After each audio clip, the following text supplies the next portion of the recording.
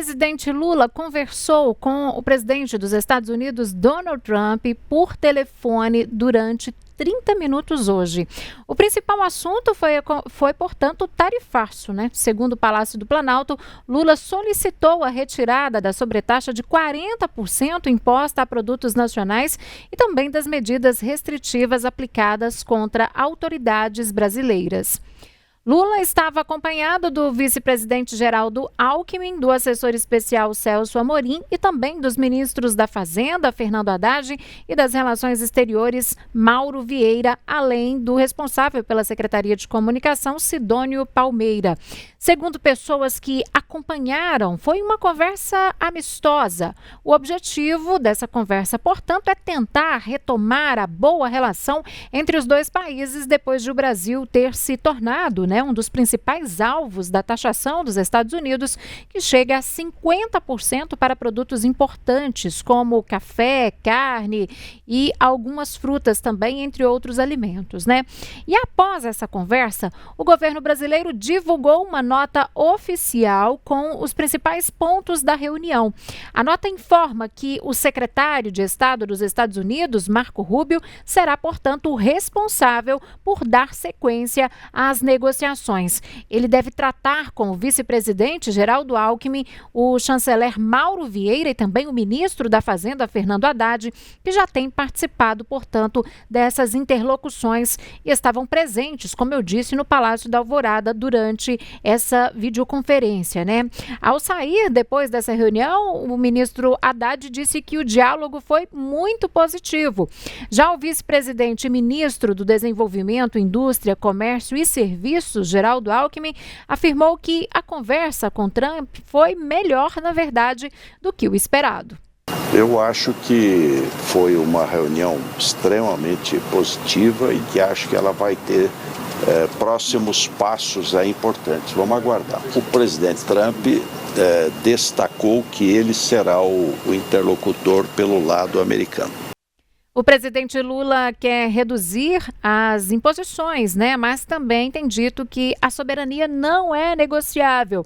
Ainda segundo pessoas que acompanharam aí essa videoconferência, nenhum nome foi citado em específico, incluindo inclusive aí do ex-presidente Jair Bolsonaro, ou qualquer tema ligado também ao julgamento.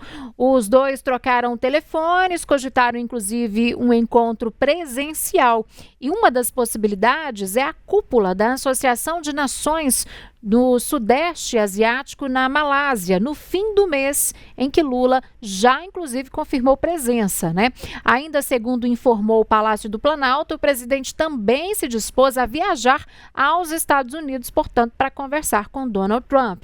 Lula reafirmou o convite para Trump participar da COP30, que é a conferência da cúpula climática, que está marcada para acontecer no mês que vem em Belém, no Pará.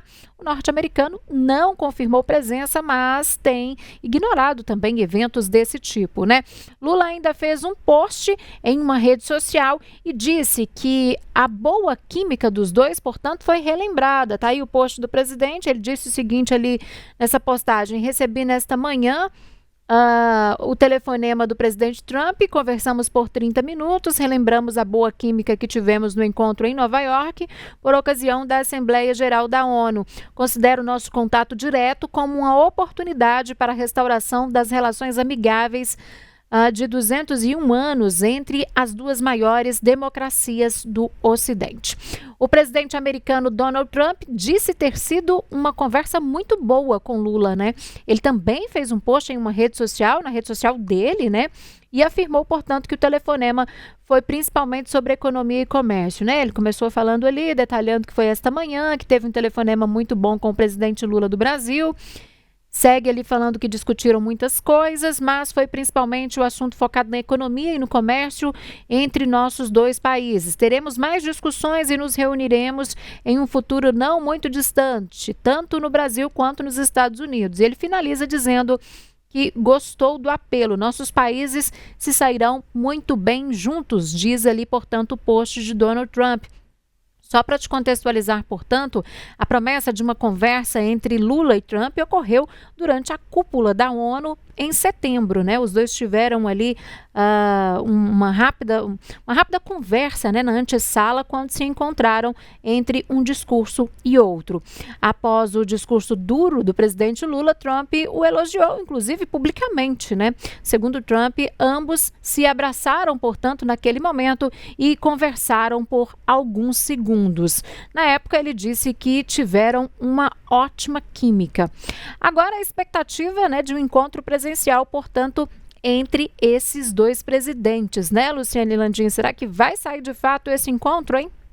Olha, Síria, pela fala dos dois, né, é o que a gente espera acontecer nas próximas semanas. A gente destaca justamente essa nota que foi publicada pelo Palácio do Planalto depois dessa conversa, que inicialmente foi dito que seria videoconferência, mas depois a gente teve a confirmação de que, na verdade, foi uma ligação telefônica. Então, foi colocado, de acordo com essa nota do governo, de uma possibilidade de encontro nessa cúpula da Associação das Nações do Sudeste Asiático, na Malásia, a partir do dia 26 de outubro, mas o repórter Levi Guimarães tem uma apuração muito boa, inclusive, que está no portal otempo.com.br, de que Lula colocou mais duas opções a Trump, além dessa possibilidade da Malásia. Lula citou a COP30, que vai acontecer em Belém, no Pará, aqui no Brasil, em novembro, e uma possível viagem dele, do presidente brasileiro, aos Estados Unidos, o que provavelmente aconteceria em Washington, que é a capital dos Estados Unidos, e de onde Donald Trump despacha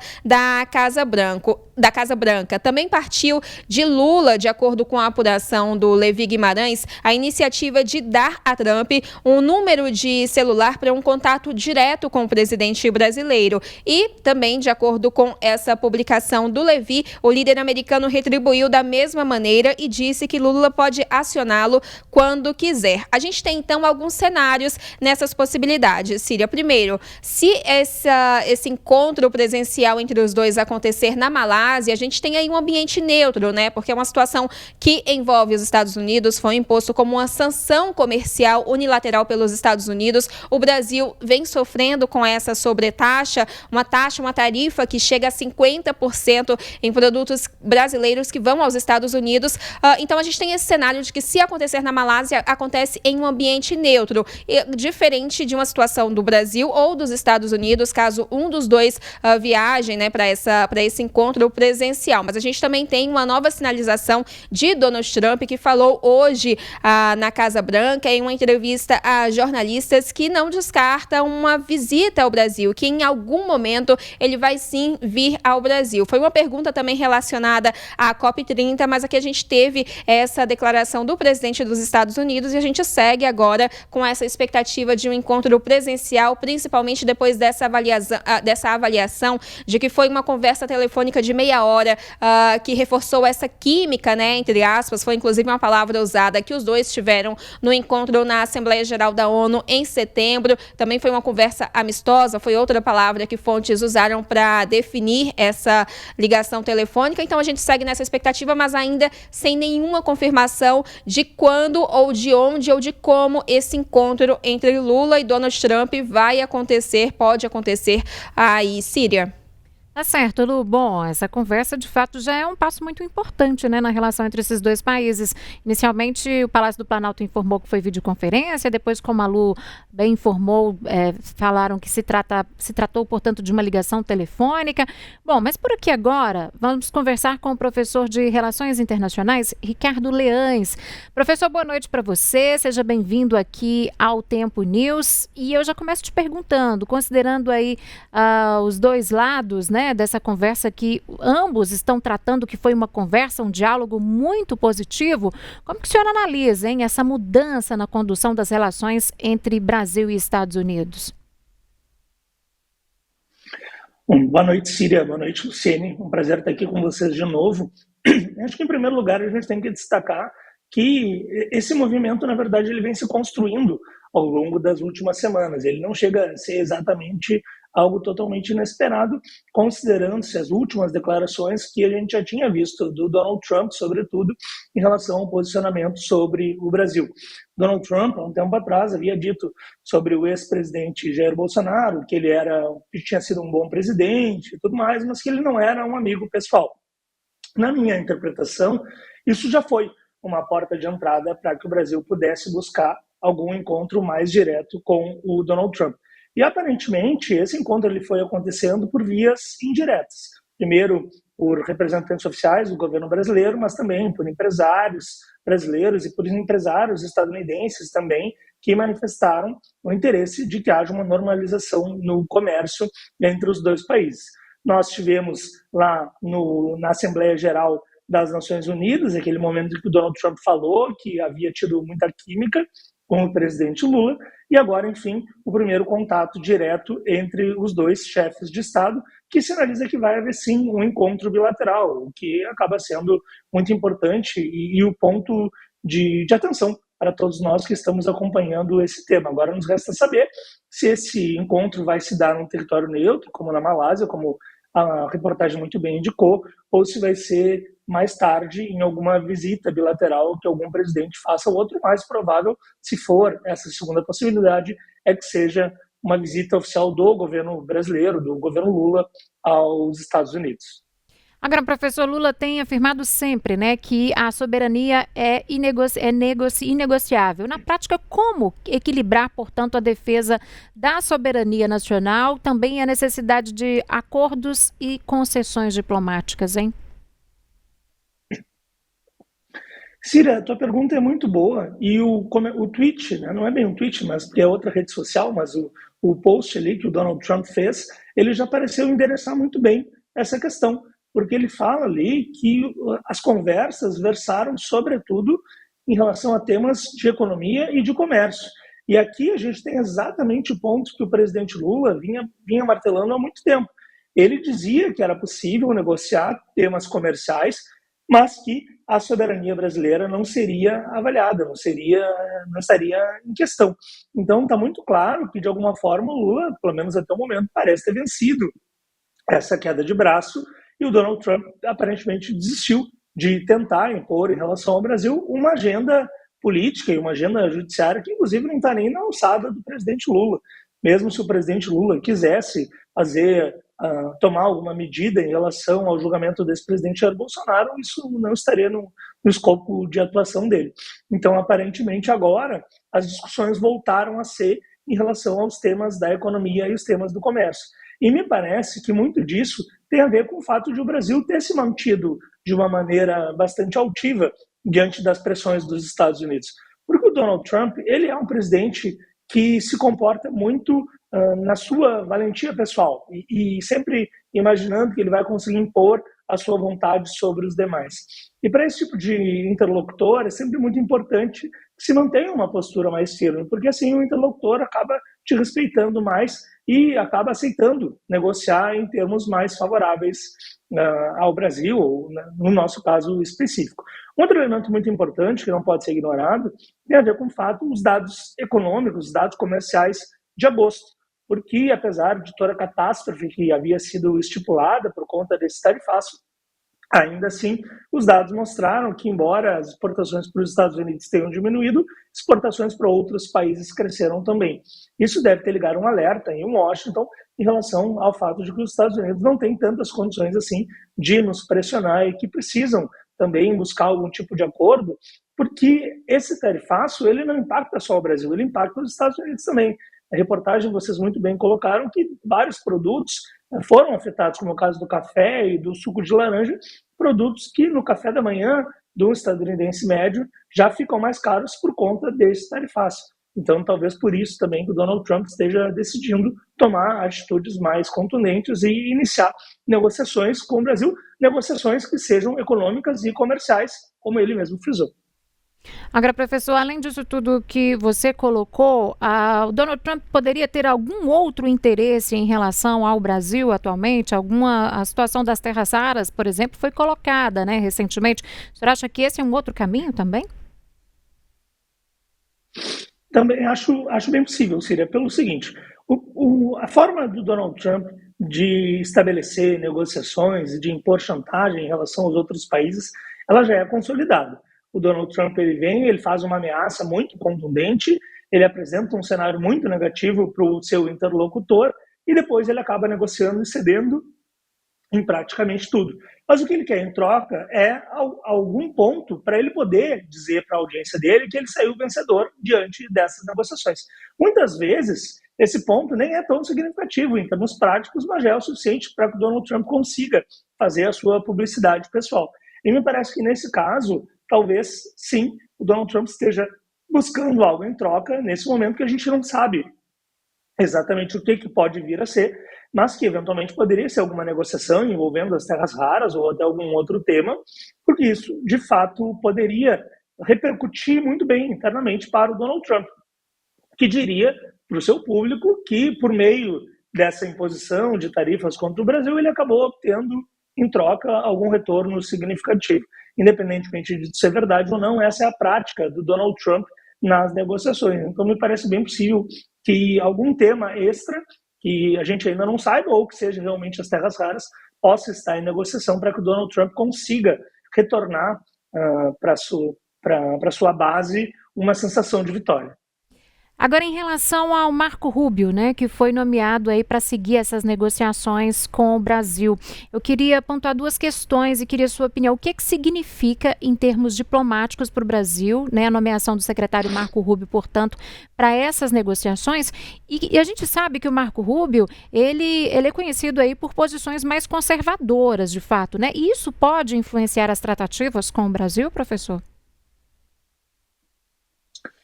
Bom, me parece que essa questão ela tem que ser analisada de duas formas. A primeira delas, eu vejo muitas pessoas que estão dizendo isso, que o fato de ter sido o Marco Rubio escolhido seria ruim para o Brasil. Só que eu não leio exatamente dessa forma, porque o Marco Rubio ele é o secretário de Estado. Então, ele é a pessoa indicada para negociar esse tipo de situação. O secretário de Estado nos Estados Unidos é equivalente ao nosso ministro de Relações Exteriores, o nosso chanceler. Então, o Marco Rubio é a pessoa mais indicada para fazer isso. Agora, feito esse comentário, é verdade que sim, o Marco Rubio não é uma pessoa, na verdade, simpática ao Brasil. Mesmo antes de o Donald Trump vencer as eleições do ano passado, antes mesmo de ele tomar posse, o Marco Rubio já havia feito declarações críticas ao Brasil e ao governo Lula. Então, é claro que não vai ser o negociador dos sonhos, mas não haveria um negociador dos sonhos considerando que nós estamos em uma situação de guerra comercial com os Estados Unidos. Então, não teria como esperarmos que houvesse um negociador melhor. Se fosse outra pessoa do governo, eu não vejo que isso seria bom também, porque isso indicaria que não a principal pessoa, o principal formulador da política externa dos Estados Unidos estaria negociando conosco. Então, me parece que a pessoa que está negociando conosco, mesmo que não seja exatamente simpática ao governo brasileiro, ela é a pessoa mais indicada pelo cargo que ela ocupa. Olá, professor, boa noite. Eu queria aprofundar um pouco mais nisso tudo que o senhor já falou, porque, na verdade, já entrando na pergunta, né, em que posição política o Brasil entra nessa mesa de negociação? Porque, se a gente pega um histórico, a gente viu a aplicação de uma sanção sem um diálogo, apenas com uma carta publicada em uma rede social pelo governo dos Estados Unidos, depois uma série de ataques a autoridades brasileiras, a condução de um processo na justiça e desde o final de setembro, quando aconteceu essa Assembleia Geral na ONU, a gente viu esse início de sinalização ali entre o presidente brasileiro Lula e o presidente dos Estados Unidos, Donald Trump, já indicando ali uma abertura mais amistosa, mais pacificada, e agora, na data de hoje, né, realmente essa primeira reunião, ainda que por telefone, mas uma primeira reunião bilateral entre os dois para tratar sobre esse assunto. Então, em que posição política o Brasil entra nessa negociação, tendo deixado claro ao longo de todo esse processo do que abriria mão e do que não abriria, no caso, não abriria mão da democracia e da soberania? O Brasil entra com alguma vantagem por ter adotado essa postura e mantido essa postura desde o início desse tarifaço, né? O anúncio desse tarifaço que foi feito ali no início de julho? Me parece que sim, Luciane. Inclusive, eu gosto de lembrar que essa postura que o Donald Trump teve em relação ao Brasil, ela não é a única. No seu primeiro mandato, o Donald Trump ele fez várias ameaças ao líder da Coreia do Norte, inclusive ameaçou de destruir a Coreia do Norte em mais de uma oportunidade, e depois acabou sendo o primeiro presidente dos Estados Unidos a fazer uma viagem à Península Coreana, à fronteira entre a Coreia do Sul e a Coreia do Norte, inclusive fazendo elogios pessoais ao líder norte-coreano. Então é muito normal isso, no modo de negociar do Donald Trump, de começar as negociações com uma maneira muito agressiva e depois ir assumir uma outra postura completamente diferente. O que a gente está vendo agora em relação ao Brasil não é único no seu modus operandi. Nesse sentido, eu acho que sim, acho que o Brasil entra em vantagem, até porque o mês de agosto já passou, o mês de setembro já passou, os dados comerciais mostraram que a economia brasileira tem resiliência, que as nossas exportações ainda, por mais que sejam parcialmente destinadas aos Estados Unidos, que são um parceiro importante, o Brasil não tem o mesmo nível de dependência do que outros países, como o Canadá e o México, por exemplo, para os quais a economia estadunidense é absolutamente imprescindível. No nosso caso, temos sim um parceiro relevante, mas não somos dependentes da mesma forma que outros países. Isso tudo vai sinalizando para o governo dos Estados Unidos que não adianta simplesmente nos pressionar em relação a esse tema e imaginar que a gente vai ceder. Até porque, e eu sempre friso isso nas entrevistas que eu dou, o Donald Trump ele iniciou essa guerra comercial pelo fato de que os Estados Unidos têm um déficit comercial muito grande com o resto do mundo.